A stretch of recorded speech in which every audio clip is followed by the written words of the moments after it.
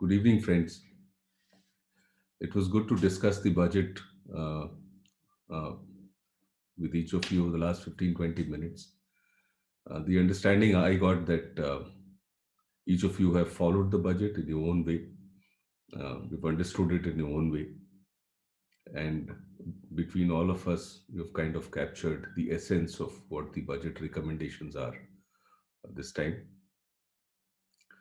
Uh, well, it's very important to understand the nuances in the budget recommendations, especially the taxation aspects and the sectoral aspects, in a way that we are able to advise and add value to our clients. Let's try and discuss over the next 15, 20 minutes or half an hour. Let's try and understand the budget recommendations from sector to sector perspective. Uh, uh, let's start with corporate and business. Corporate and business to start with, uh, in the way the business is done in India. The first major change is with respect to small companies. The threshold of the companies which could qualify to be small companies has been changed. It has been enhanced to share capital of 2 crores and a turnover of 20 crores. The essence of this change is that the compliance levels for small companies is much different from uh, the other category of companies which are not small companies or big companies. And essentially, in the growing stage, small companies then have a much lower level of compliance and easier to operate. The other important aspect is with respect to a one-person company. The one-person company was set up. The entire recommendations and the provisions relating to one-person company were brought in the Companies Act 2013. The entire thought behind a one-person company was to enable the people with innovation, ideas, disruptive uh, uh, technology people who could bring huge change to the way we do business, who could add value and who could become the success stories going forward, so that they are not burdened with compliance issues to do business from day one itself, and they can evolve over a period of time. As the business grows, they can change the constitution of the company. So they could essentially start almost like a sole proprietorship model, but in an incorporated manner, because an incorporated entity has far more advantages with respect to funding and ability to operate outside. It has an identity compared to a sole proprietorship concern, where the proprietorship does not have an independent entity and is in fact embedded in the in the identity of the proprietor. So the one-person company had not taken off too well. There's an attempt this time. Let's see how um, the response is over some time. Essentially, two changes have been made here. One is, of course, the paid-up share capital issue has been removed completely, and the residency requirement has been reduced from 182 days to 128 days. The other very landmark uh, change that is coming about now is with respect to decriminalization of limited liability companies. So LLPs, the way we know, although the decriminalization of non-compliances in the Companies Act provisions relating to companies were implemented this year, last year, LLPs were left out. So this is likely to happen this year. And LLPs are definitely more used by professional services. Uh, and therefore, this is now a turn of the professional services to benefit from the relaxations that was earlier accorded to the vehicles which are largely used by businesses. Turning our attention to finance, banking, and securities, uh, a string of changes that have come about now. I'll come to the most landmark one at the end. Uh, First of all, there's an investor charter which is likely to be prepared this year, so that interest of investors in financial products is secured better with transparency. People should know their rights as investors, and they should know where to go to come to know of their rights from time to time. So the charter is likely to be prepared. Foreign direct investment in insurance has been enhanced. The limit has been enhanced from 49 to 74%, which is a very, very landmark change. It's likely to have a huge impact on the insurance sector. The period of protection that our insurance companies needed uh, has been given to them over a period of time, and now is the time to open up the market uh, for more capital infusion and more integration with the international insurance market. The other very important aspect is setting up of asset management companies and asset reconstruction companies, AMCs and ARCs. The concept of ARC has already been in practice. We are aware of a number of ARCs already operating. But here is the government who wants to set up an asset management company to take up all the non-performing assets from the books of the banks, to clean them up, to get them, to rid them off from all the difficulties that have brought the productivity aspects and the value aspects of the assets down. And after the cleaning up is done, to essentially try and recover the value. So the AMCs and ARCs are being set up by the government.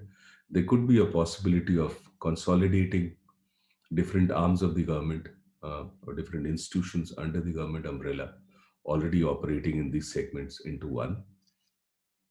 And there has been a clear indication by the government that there would be a deeper role in these AMCs and ARCs by the private sector in the manner that they're looking at the talent pool to manage and reconstruct the assets from amongst the private sectors, the success story people, the people who are actually good at managing and reconstructing assets.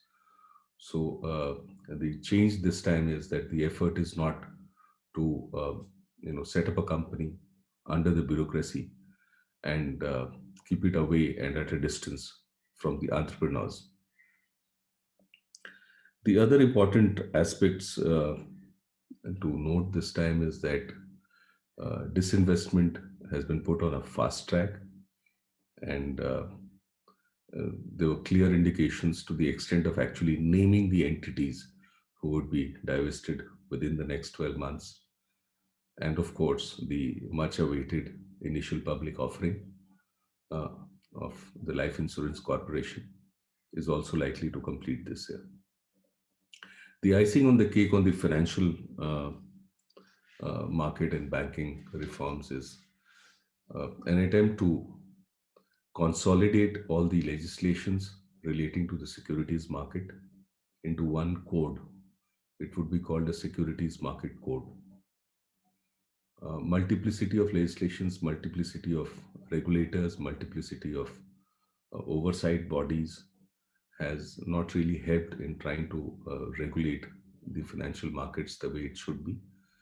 And we have seen difficult times for the markets coming under strain, essentially because people are able to play in between the spaces left open uh, between two or multiple institutions. So the idea this time around would be to, of course, consolidate and bring it all under one umbrella.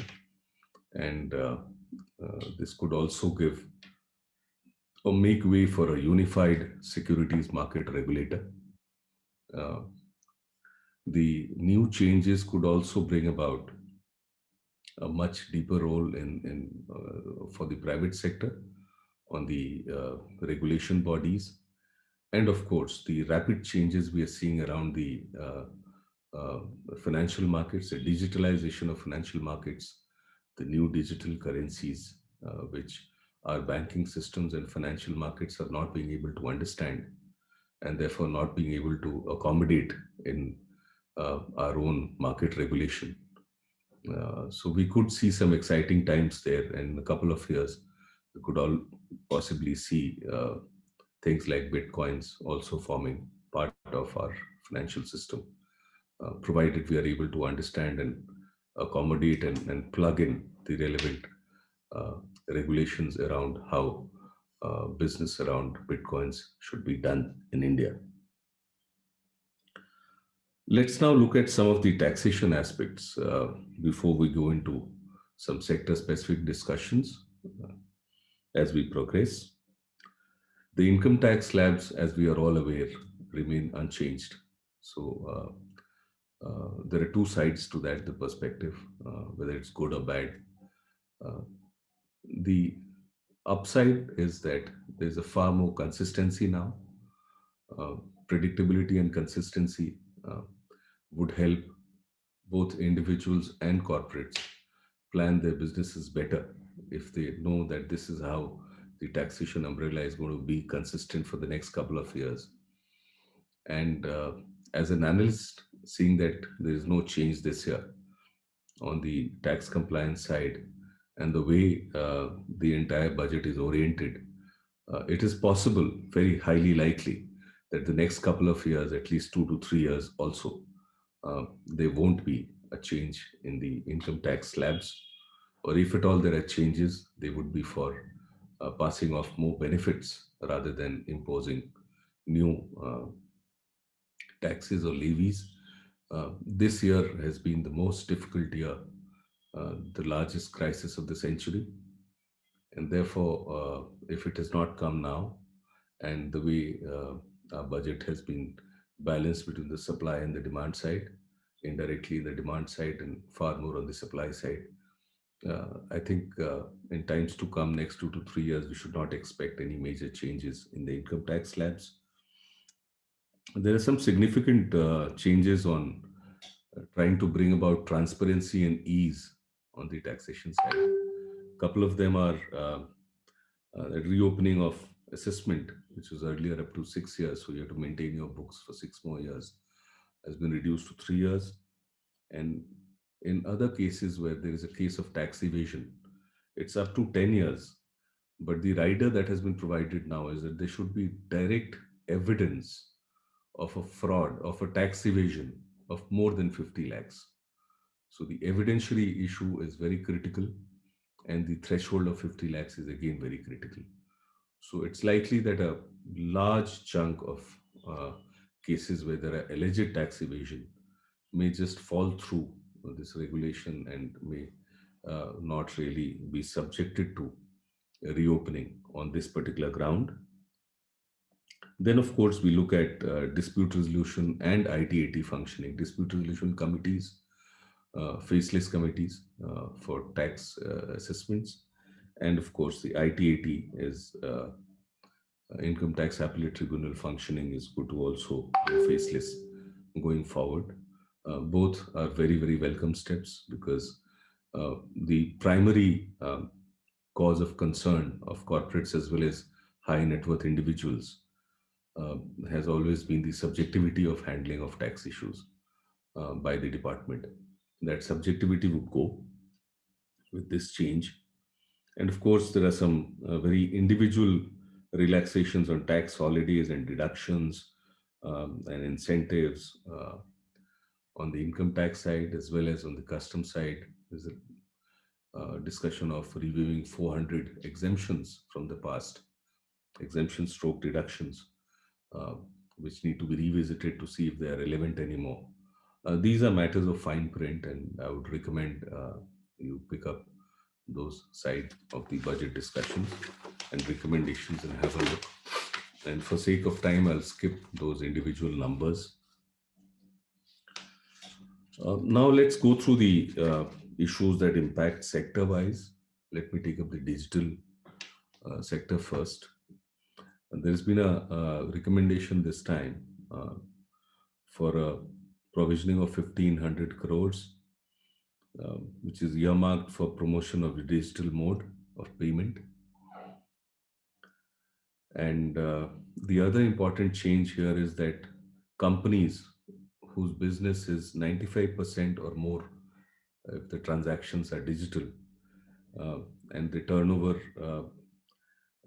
this is with respect to compulsory tax audits. So companies whose transactions are more than 95% and their turnover is more than 10 crores, they have been exempt from tax audits. So on one side, there is a push for spending to enable further digitalization of business and operations. And the other side, the incentives as well being given to companies to move to a digital mode of transaction and try and achieve the 95% threshold to come out of the tax audit requirement. Coming to the manufacturing sector, the budget provides for a production linked incentive across 13 sectors to enable meeting of higher targets of production and availing of the benefits and incentives. Um, this is essentially directed to enhance production and manufacturing over the next 12 months, and to ensure that more jobs are created and more uh, India becomes an export uh, hub for the rest of the world in a variety of areas, in a variety of sectors. On the infra side, infra and transportation, we've seen some very new and novel ideas that have come about. One is, of course, about monetizing the infra assets. So PGCIL and NHI have been identified that they would be handed over assets in their respective fields, which they would develop in a manner that they can be monetized uh, going forward to create more value. There's a national infrastructure pipeline for an institutional structure, a monetizing of assets, and raising infra expenditure in the center and the states. So, one is about the institutions which are directly within the control of the central government. The other aspect is that a lot of the infra expenses happen between the state government and the center. And therefore, the center also wants to incentivize and nudge and keep pushing the state governments to also enhance their infra spendings. And therefore, the coordination structure around this is intended to be built around the National Infrastructure Pipeline initiative of the government. The other important aspect is about the recycling the capacity uh, of the infra side. A completely new scrapping policy is likely to come about within the year, and this scrapping policy would enable a lot of assets on the infra side to be recycled uh, and to be reused on one side. The other is that it would also take care of environmental concerns of handling of scrapped material, um, whether it is material relating to or made of iron or metals or non-metals. Um, uh, a string of novel ideas have come about and are already being implemented, making roads from plastics, making paints from cow dung. Um, and these sound very different, but they are already under implementation. And in fact, the quality of roads from waste plastics um, has been tested and it's best in class. And just the other day, we had our transport minister sitting in his room and showing in his office that look at the paint on the wall, the paint has been made from animal waste. So that's the kind of it's. I'm sure the human waste is not very far away in converting value. So the entire scrapping policy, right from scrap emanating from business activities or managing of you know things which can be recycled for better productivity, they all been integrated to our infrastructure policy so that they can be used and the systems can be put into place in a very institutionalized manner. Uh, Other important aspect is relating to railways. The government is working on making a national railway plan for 2030.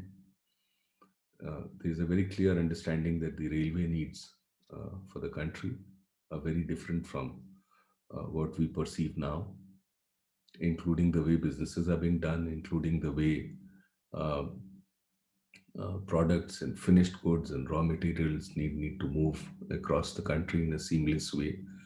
Mandis are turning virtual. Products are being sold on a virtual basis. There's a buyer somewhere else. There's an intermediary somewhere else. There's a consumer somewhere else. So while this sale, we can just imagine the Amazon model, uh, where anything from anywhere you buy, and in a structured way, Amazon also supports the transportation. So if you select in your options Amazon fulfilled order, chances are that your uh, carriage of that item to your doorstep is far more secured compared to a product where you don't have that option. So we've all tested the benefits of multi-locational sales and virtual sales. The same things are being moved to all the asset classes which were earlier subjected to local mandis, uh, be it on the metal side, be it on foods and pulses, be it on vegetables, fruits. So all this needs a lot of transportation support.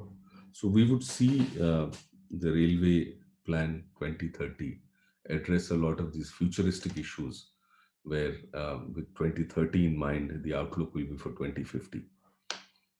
And around that develop the infra required. We already have the east corridor and the west corridor uh, of the railway functional, uh, but we look at a lot more planning around this. And of course, the technologies we see on passenger trains, the privatizations of passenger train services going forward. On the port side, there's a proposal to privatize management, operation, and management of six major ports in the country, which is a very, very significant move, because ports have already been opened for private operations in the past. We have lead clients who own and operate major ports.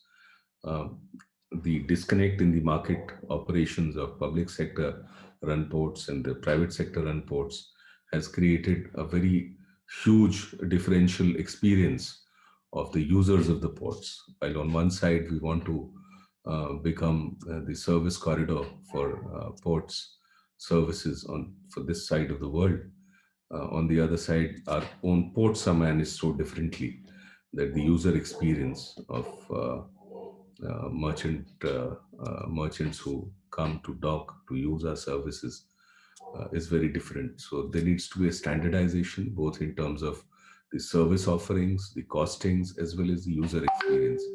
So this uniformity is sought to be brought in by throwing open the management of the ports into private hands.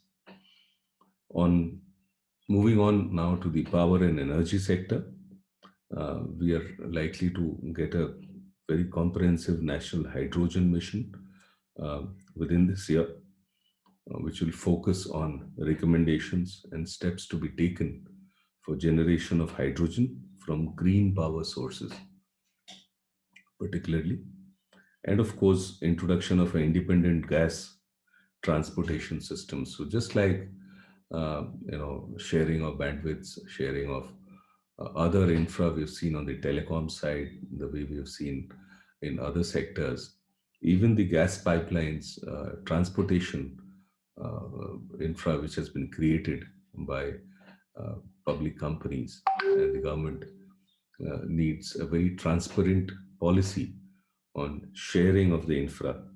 The independent gas transportation system would bring in the whole practice of operators of these transportation systems going forward, and of course the norm setting on how the transport gas transportation systems would operate and would interplay across the demand and supply side, so that they could be handled better as assets in their own right, the assets could attain better longevity of life, better quality of maintenance, and of course, a seamless use of the infra by gas gas sector operators who intend to use the services.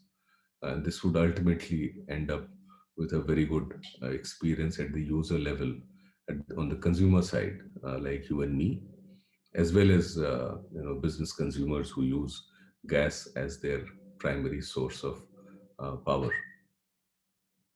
Moving on now to the education and skill development, uh, some very important announcements were partnerships with uh, UAE, United Arab Emirates, and Japan in the areas of skill development and recognition, and of course, realignment of the National Apprenticeship Training Scheme for graduate and diploma holders in engineering. And this, of course, is in continuation with some very significant changes that the HRD ministry has been parallelly working on the rapid changes in the education sector. But from the budget side, these were the proposals. Moving on quickly now to the health and wellness side sector. And we have two more to textiles and social security before we wrap up. On the health and wellness, some of the significant uh, new initiatives include the Pradhan Mantri Swasth Yojana, which would work towards development of primary, secondary, and tertiary healthcare systems. And this would operate in addition to the National Health Mission, which is already in play. Launch of missions to improve nutritional outcomes, better water supply, cleanliness, and hygiene, and to tackle pollution problems. These are all independent missions, but I've just bundled them up together to understand that these are all separate initiatives under different missions that the budget proposes to uh, uh, play out. A new law on National Nursing and Midwifery Commission. This is a segment which had largely been neglected so far, and India has a very significant role in the uh, global ability to meet nursing and midwifery requirements across the globe. India is a major exporter of this service, and therefore it requires a much more considered and focused attention, even internally, to enable this area of training and growth to happen in a healthy manner. Therefore, a dedicated commission around this. And of course, before we end, the financial support to COVID 19, 35,000 crores. The numbers, as some of us translated into actual benefits, this amount of money could enable vaccination of about 50 crore people of within the country, which is a significant number. And of course, the COVID-19 vaccinations is not free. That has been made very clear from day one. But of course, it has been kept financially, the pricing has been kept globally very competitive. So the segment of people who would get it free would benefit from this allocation, which could be first, of course, the frontline people, the medical people, the banking, the police, and law and order, and everything that all the people who have gone in and helped us to continue living as a nation for the last over the last 1 year. So they would benefit, and then of course maybe if there are leftovers, then senior citizens, and maybe then people below the poverty line. So it would try and capture about 50 crore people, and let's see how it plays out after that. But a very significant step. On the textile sector, a very focused initiative of setting up 7 textile parks to enable self-dependence. As we know, Atmanirbhar Bharat. So it's in that same initiative, the push is to set up 7 textile parks. On social security, two very focused issues that we all need to know. Social security is to be extended to gig and platform workers as well, and minimum wages would be applied to all categories of workers covered under uh, and also covered under ESIC. Margin capital required for loans via Startup India scheme for SC and ST and women has been reduced from 25% to 15%, essentially to benefit the socially disadvantaged segment of a society.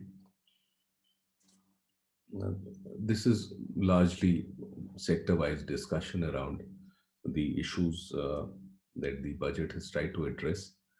This budget has been seen as a very futuristic budget. It has been welcomed uh, by everyone, particularly coming in the wake of the difficult times we've seen in the immediate past. On one side, the tax slabs remain unchanged, uh, helping predictability of our tax obligations and better compliance. On the other side, a whole plethora of initiatives, bold initiatives, new initiatives have been brought about. A new securities market code, productivity linked insurance incentives, monetization policy, the whole issue about handling of assets in the books of the banks and the handling of assets of the government has been looked upon in a completely new perspective. One, that it should be managed professionally, and two, that it should be managed in a way that best value can be realized. Um, Very aggressive divestment uh, milestones, setting up of DFIs essentially to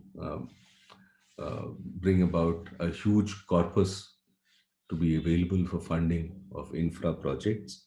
I don't think I touched about that when I was talking about infra. This is again a very significant initiative, setting up uh, institutions, DFIs, which would start with a small corpus of 20,000 crores, but would be scaled up to 5 lakh crores, and essentially to support infra projects. The more significant aspect here is that other institutions already operating in infra financing may get consolidated in this or work hand in hand.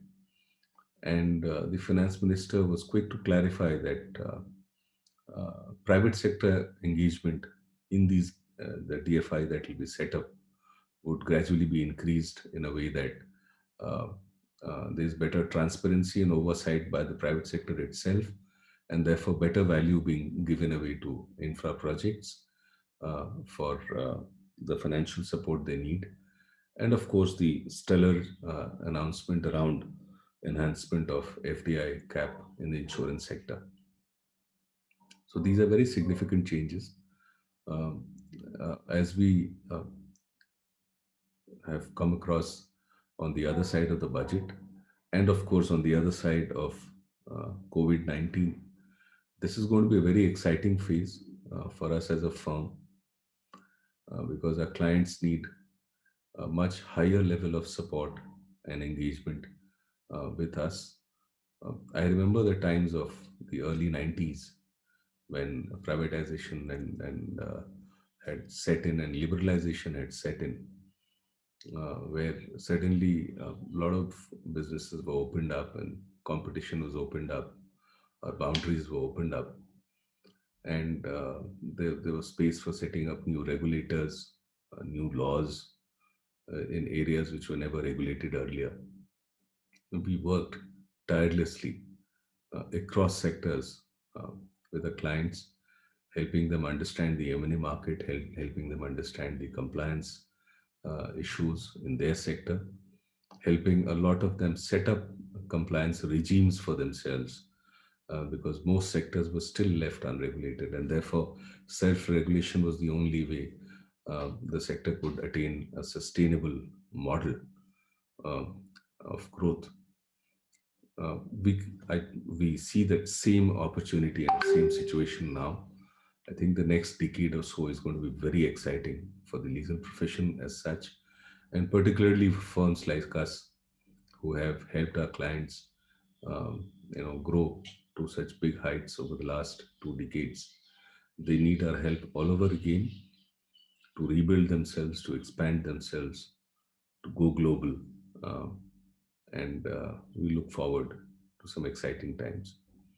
With this, I'll close the discussion around the budget, and we can take our discussions offline on any Q&A that any of you have around this. Thank you.